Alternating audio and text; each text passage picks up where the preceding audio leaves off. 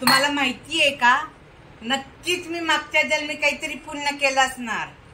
असं का? तेव्हाच तर तुम्ही मला मिळालात. मग मी काय पाप केलं?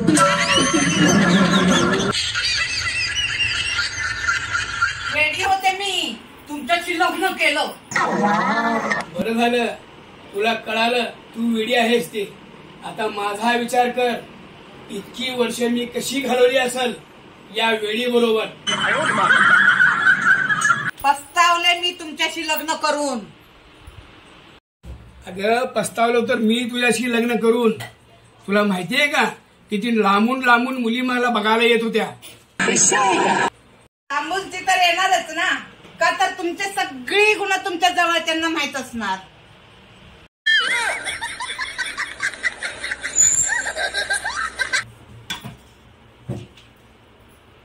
अच्छा मला एक सांग, तुला लग्ना अगोदर एक गर्लफ्रेंड होती ना, तू तिच्याशी लग्न का नाही केलंस?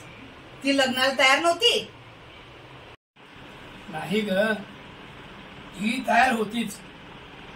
ती तर माझ्यावर खूप प्रेम करत होती. मग तुम्ही तुमच्या पप्पांना नाही सांगितलं? सांगितलं ना. पप्पांनी मला विचारलं, ती मुलगी पण तुझ्यावर प्रेम करते का, तुला पसंत करते का, ती तुझ्याशी लग्न करायला तयार आहे का?